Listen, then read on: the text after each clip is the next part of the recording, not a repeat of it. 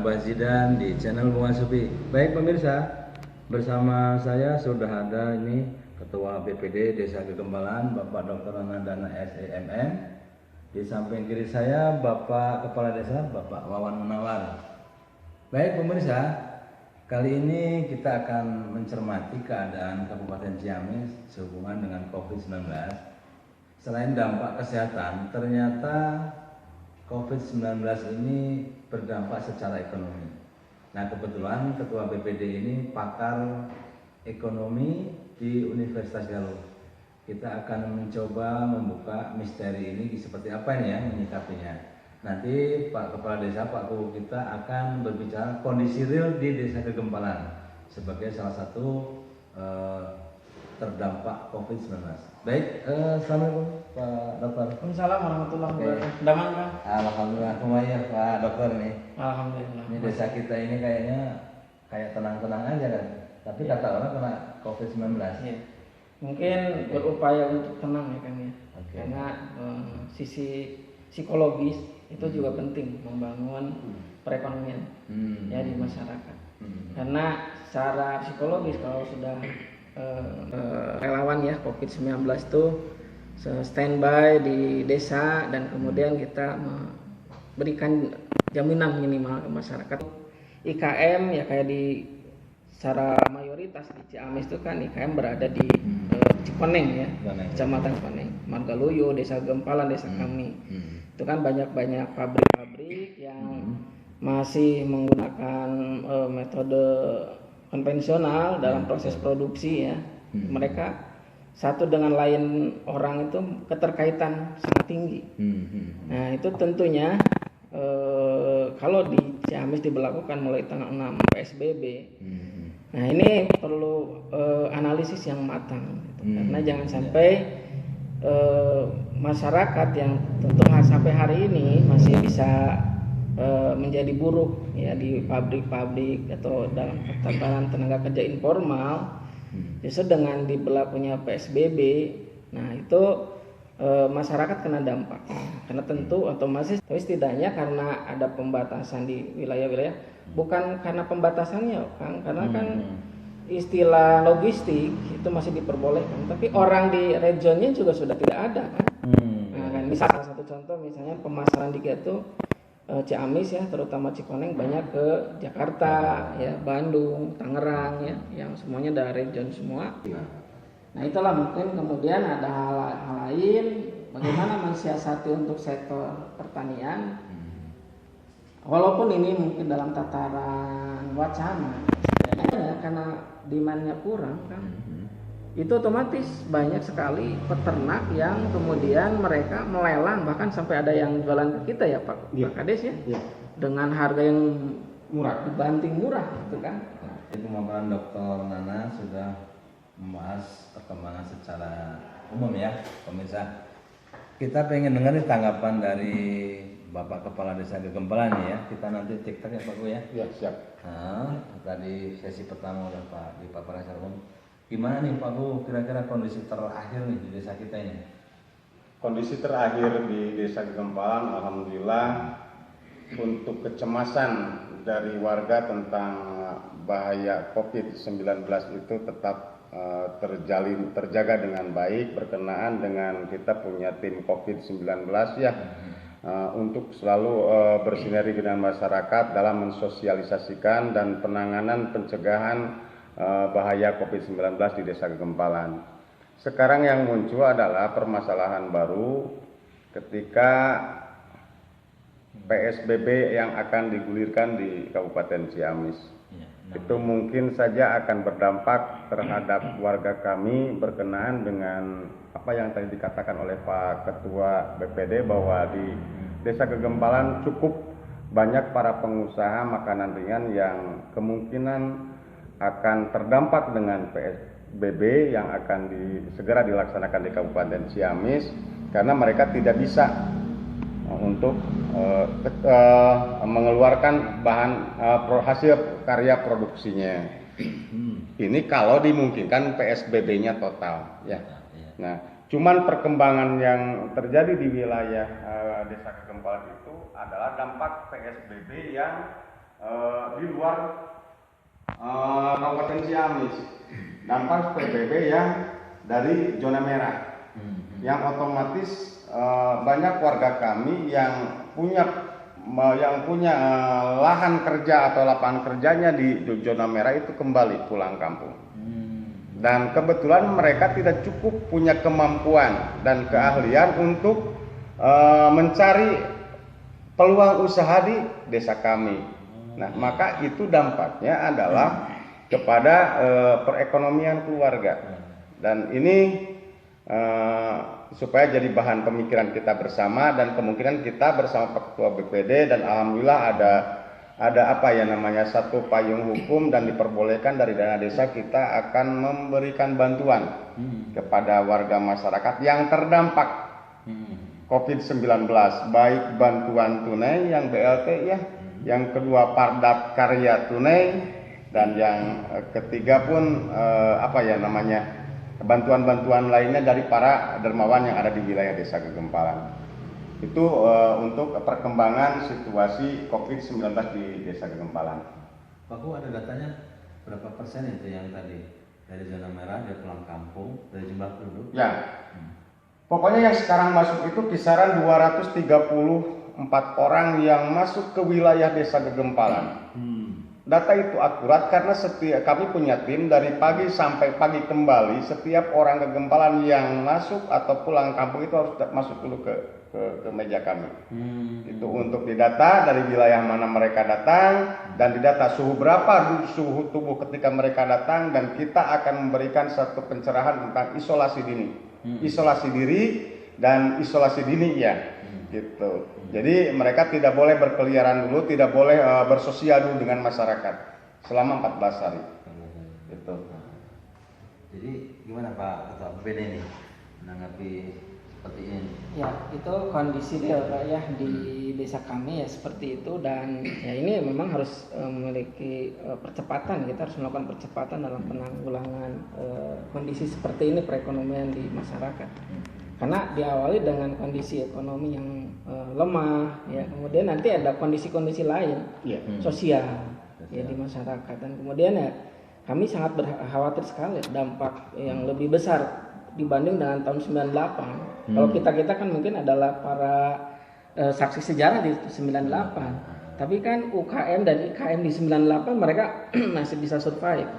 Berbeda dengan hari ini kalau memang kita harus PSBB, maka pesan kami dari masyarakat desa yang terutama di Cikoneng dan Gegempalan itu banyak IKM dan UKM itu adalah kalau bisa untuk PSBB kita masih tetap bisa melakukan proses produksi dan kemudian bisa melakukan perdagangan dengan kita mengantongi sertifikat dari pemerintah gitu, bahwa kita itu terbebas dari COVID-19. Nah, makanya sebetulnya mungkin harapan kami pemerintah yang lebih atas daripada desa itu menganalisis pelaku kegiatan ekonomi baik IKM, UKM, ya PKL dan seterusnya, mana yang kemudian mereka yang betul-betul perlu PSBB setelah dicek tentunya mengenai positif tidaknya mereka COVID ya, jangan seperti halnya kecolongan kayak di berita nasional tentang Sampurna ya kan, begitu lengah ternyata ada yang positif dan kemudian ada 2 orang ya kalau nggak salah yang meninggal, baru kemudian semua itu baru bisa ditangani atau baru ditangani. Nah, harapan kami di desa dan masyarakat di desa itu yang tentunya di Gegempalan itu banyak menggantungkan ekonominya ke IKM. Nah, itu pemerintah terutama yang di atas kita ya, karena kita kan terbatas dengan sumber daya, terbatas dengan anggaran. Ya, setidaknya menganalisis kondisi ekonomi pada saat sebelum diberlakukannya PSBB. Nah, sehingga kami tidak betul total mati lumpuh perekonomian. Tapi kami juga sepakat di masyarakat adalah kesehatan paling penting. Nah, itu, tapi juga sisi ekonomi jangan terabaikan. Itu. Sehingga kalau betul-betul kita sudah punya sertifikat bahwa kita bebas COVID gitu ya. Jadi si perusahaan atau pengusaha UKM itu di samping sertifikat standar mutu yang lainnya ataupun sertifikat lain, juga mereka memiliki sertifikat bebas COVID dari yang berwenang. Itu mungkin satu harapan ya kan ya. Tapi kita juga ya Pak Kades, kita juga sebetulnya di desa kita sudah punya lembaga keuangan mikro ya, itu di BUMDes Pak. BUMDes. Bahkan juga kita sudah ada lembaga keuangannya. Ada keuangan syariah dan keuangan sistem konvensional. Nah ini juga mungkin bisa dimanfaatkan oleh masyarakat karena sekarang untuk bank nasional makanya itu mereka sudah mulai tidak mencairkan investasi atau kredit ya ke masyarakat. Nah ini juga mungkin kalau ini menjadi peluang bagi yang mikro mereka untuk bisa masuk.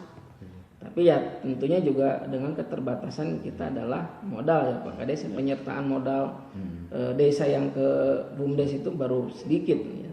Tidak bisa mengcover kelas menengah atas, paling kelas menengah bawah ya, untuk secara perekonomian. Dan kita punya total kapital yang digulirkan untuk simpan pinjam mungkin kita udah ada 200 Pak Kades. Untuk keseluruhan ada? Ada ya. Mikro dan ini Mikro dan syariah ya. Termasuk yang kita punya apa namanya penyertaan modal. Ya, kita punya program jaring sosial untuk modal RT RW.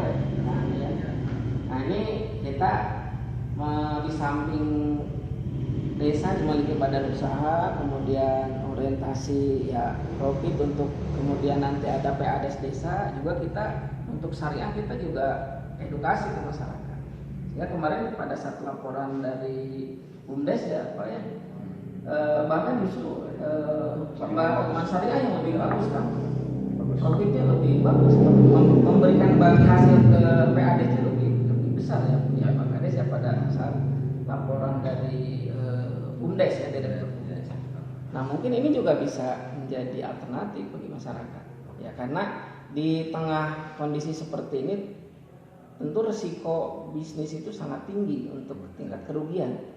Tapi kalau pada saat kita menggunakan ekonomi syariah, dalam hal ini mungkin musyarakah, kan di sana kan sistemnya adalah profit and loss sharing kan, di mana lembaga keuangan tidak melulu mereka menarik bunga ataupun kewajiban per bulan yang memang pagunya flat ya seperti itu.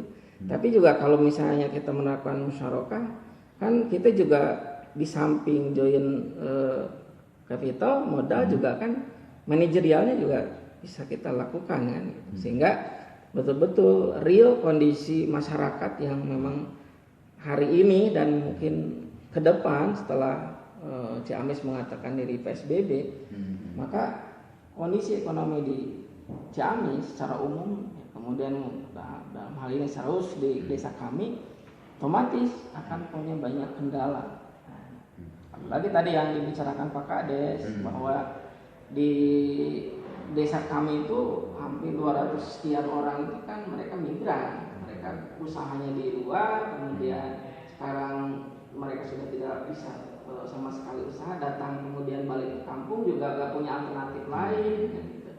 Ya otomatis istilah miskin baru untuk di desa kami kan lebih banyak gitu. Gimana Pak Ku, harapan Pak Ku ini karena tanggal 6 ini kan PSBB mau diberlakukan per kecamatan nih, per kecamatan, per desa, desa per RW. Kira-kira persiapan Pak Ku tadi menangani yang 200 sekian ya, sama persiapan ini PSBB-nya. Apa aja Pak Ku yang udah dipersiapkan Pak Ku? Persiapan untuk desa Gempalan mungkin menunggu setelah besok kami akan rapat koordinasi bersama pihak Muspika. Besok baru akan ada digelar. Kita tunggu instruksi saja.